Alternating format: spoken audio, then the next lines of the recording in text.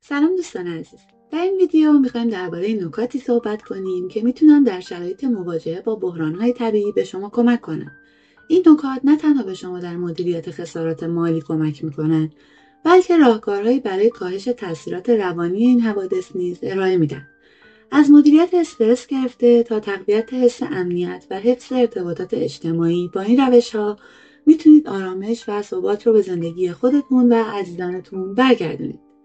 بحران‌های طبیعی تنها خسارت مالی به همراه ندارند، بلکه اثرات روحی و روانی عمیقی بر کودکان و بزرگسالان می‌ذارند. با برنامه‌ریزی مناسب و استفاده از راهکارهای هدفمند میشه این تاثیرات رو کاهش داد و به بازسازی روحیه و زندگی افراد کمک کرد. در اینجا می‌خوایم راهکارهایی برای حمایت از کودکان و بزرگسالان در شرایط بحرانی رو معرفی کنیم. راهکارهای حمایت از کودکان در شرایط بحران: 1. ایجاد یک محیط امن و پایدار. روتین‌های روزانه مثل زمان مشخص برای خواب و وعده‌های غذایی به کودکان کمک می‌کنه حس امنیت بیشتری داشته باشند.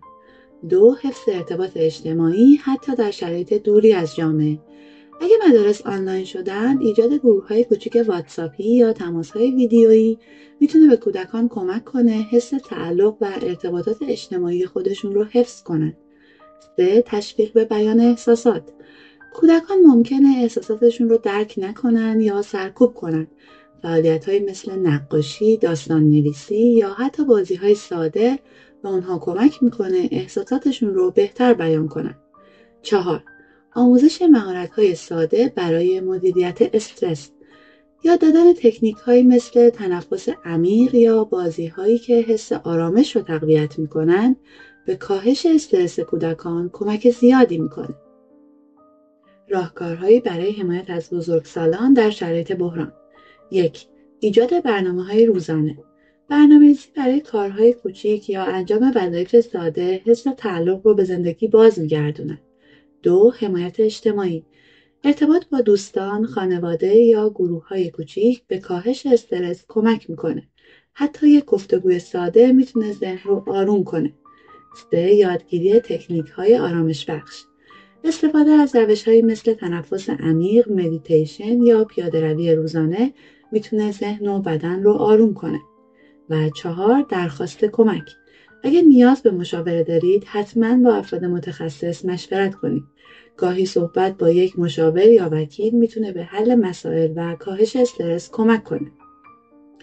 دوستان عزیز، همه ما در شرایط بحرانی میتونیم نقش موثری در حمایت از خودمون و دیگران ایفا کنیم. اقدامات ساده‌ای مثل حمایت از کودکان، حفظ ارتباطات اجتماعی و استفاده از روش‌های آرامش بخش میتونن تاثیرات مثبت زیادی داشته باشن. دفتر ما آماده ارائه مشاوره رایگان برای افراد آسیب دیده است. اگه شما یا دوستانتون نیاز به کمک دارید، لینک های نیز در دیسکریپشن قرار داده شده که میتونید از اونها استفاده کنید. لطفاً این ویدیو رو با افرادی که ممکنه به این اطلاعات نیاز داشته باشند به اشتراک بذارید. اگه سوالی دارید، خوشحال میشیم پاسخگوی شما باشیم. مرسی که همراه ما بودین. تا ویدیوی بعدی مراقب خودتون و عزیزانتون باشید.